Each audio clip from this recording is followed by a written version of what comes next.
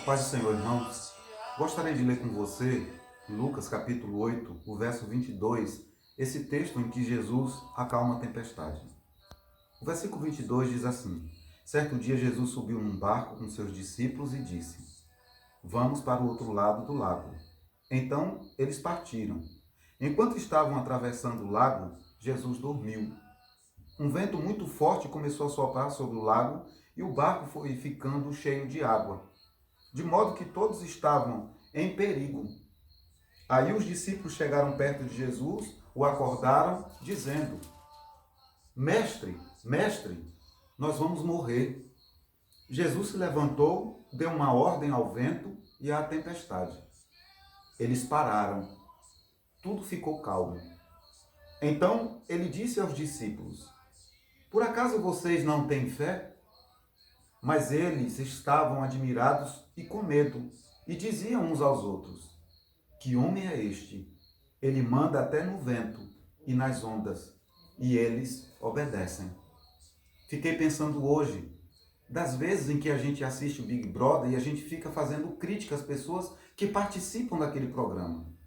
A gente critica as personalidades que começam a ser reveladas, as atitudes, as grosserias, as falhas que as pessoas apresentam, até os defeitos do caráter das pessoas. Já parou para pensar que você também está em uma espécie de Big Brother esses dias? Que nós estamos confinados em nossas casas? Talvez a diferença seja até gritante em relação ao espaço que nós temos. O Big Brother da televisão é uma casa ampla, com piscina. Você já viu que ela foi projetada exatamente, acho que até para perturbar os participantes e tirar-lhe o equilíbrio e a estrutura mental. Nesses dias de confinamento, nós estamos também confinados em nossas casas e por estarmos confinados e juntos, os nossos defeitos também começam a aparecer. As nossas falhas, a nossa impaciência, a nossa falta de vontade de ler, nós não temos hábitos de leitura, nós não temos diálogo, porque às vezes que nós ficávamos em casa, o pouco tempo, nós estávamos de frente à televisão, nós estávamos almoçando ou nós estávamos dormindo. Eu sei que essa não é a realidade de todos, mas você já parou mesmo para refletir nesses dias que nós vivemos encaixotados?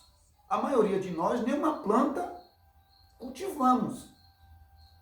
A gente não tem uma outra atividade senão aquela de sair de casa pela manhã, passar o dia fora, pegar a criança na escola, e a gente transforma essa rotina na nossa vida. A gente não tem muito tempo em casa para uma conversa, para um momento de sorrisos, de contar causos, como os nossos ancestrais faziam. Nós não temos um espaço, às vezes, em casa, e nós temos pessoas que moram e vivem em apartamento completamente fechados, espaços restritos e pequenos. E pensem como essas pessoas estão agora vivendo esse momento difícil, trancadas. E elas precisam, de fato, ressignificar o seu cotidiano. É um bom momento para a gente começar a ler um livro, para a gente escrever alguma coisa, para a gente rever o comportamento explosivo que a gente tem às vezes, para a gente demonstrar equilíbrio, porque nesses dias o mundo respirou mais. As grandes cidades pararam, o conflito entre os israelenses e os palestinos cessou, parou, deu uma trégua. A causa dos refugiados que ganhavam as telas dos nossos telejornais, a gente nem ouviu mais falar. Agora o assunto é esse grande problema que o mundo está enfrentando. Mas é também um momento da gente parar para refletir sobre o nosso comportamento em casa, sobre os nossos hábitos, sobre nossa convivência familiar. E eu sei que algumas pessoas estão enfrentando momentos bem difíceis. O que eu quero dizer para você é que todos nós estamos no mesmo barco, dentro da mesma tempestade. Precisamos nos reinventar nesses dias, encontrar uma outra forma de lazer. Você talvez já tenha enjoado da televisão, da Netflix, você enjoou da sua sala, você enjoou do seu sofá. É por isso que quando Deus fez uma casa para o homem, ele fez um jardim. É por isso que as rosas, as flores, as árvores, a natureza é tão diversificada. para não nos entediar. Deus pensou em tudo isso. Infelizmente, a gente saiu desse ambiente diversificado, cheio de coisas diferentes, de canto de pássaros, de barulho de chuva, de rios, de riachos, de cachoeiras. A gente saiu disso. Agora a gente vive em meio ao concreto. Agora a gente está sentindo como isso é difícil. Como é difícil ficar na própria casa, no próprio apartamento. E você precisa, nesse momento, encontrar esse equilíbrio, essa paz. Eu poderia ficar aqui apenas te dando uma palavra de autoajuda, mas o que eu tenho para te dizer é que isso é o começo. É que provavelmente as coisas fiquem um pouco mais difíceis.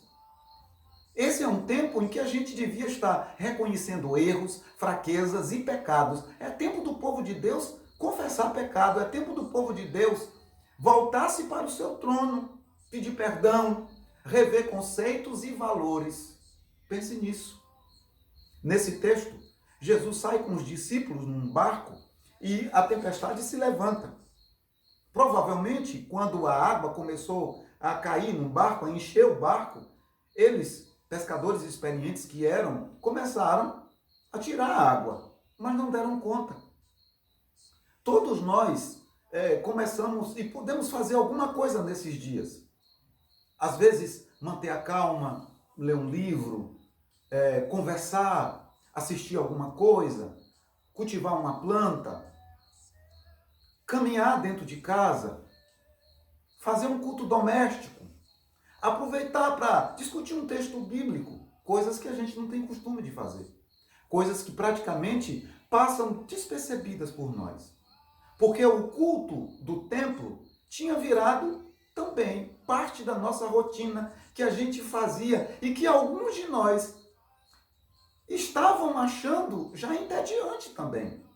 Agora Deus colocou a gente em casa, dentro desse lugar que é nosso e que infelizmente também nos tira do sério.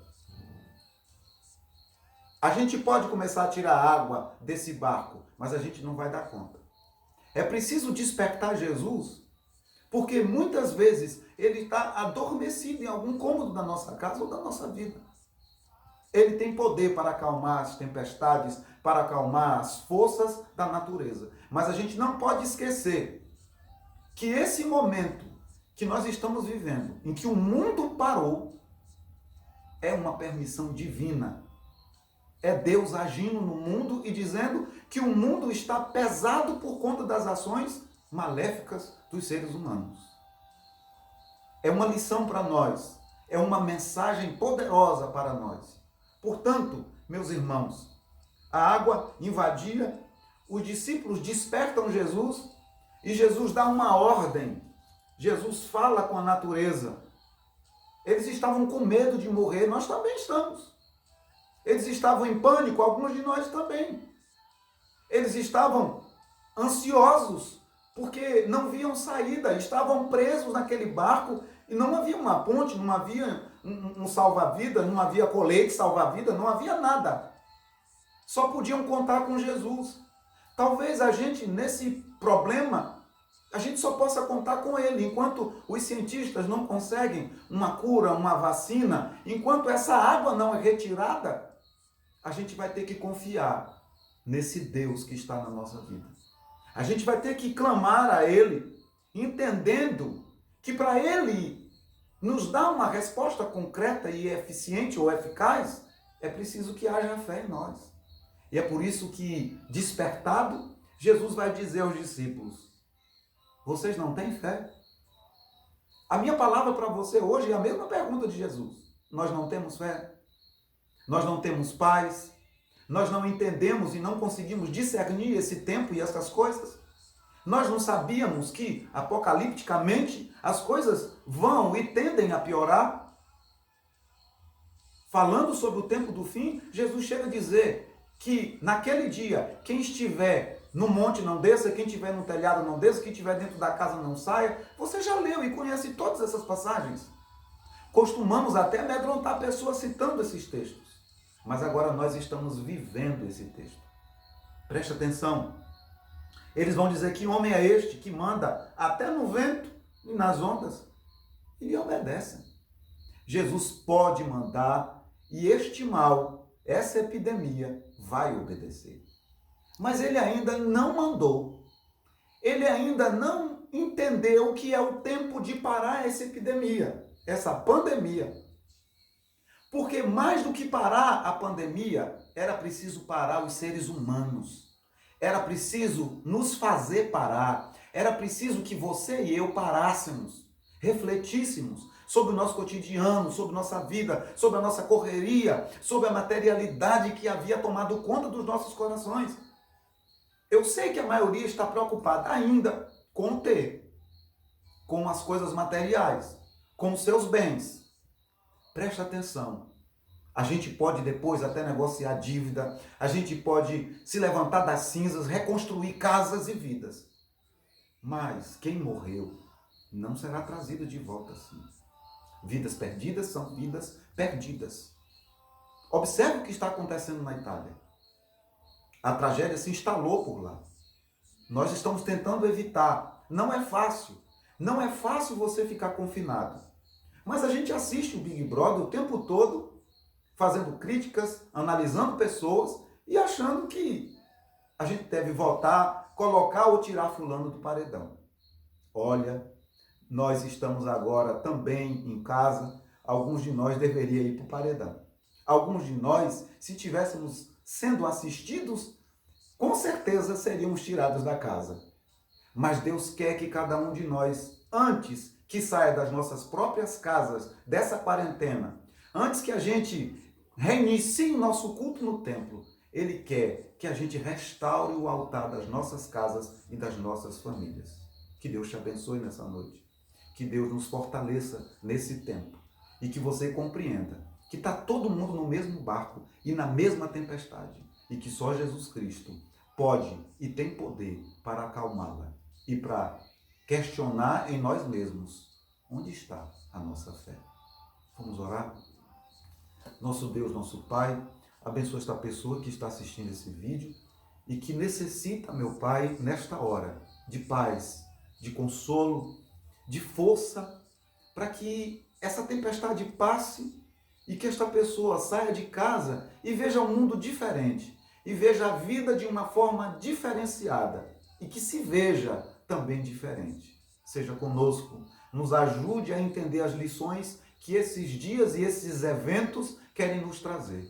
Em nome do Senhor Jesus. A paz do Senhor, Deus te abençoe.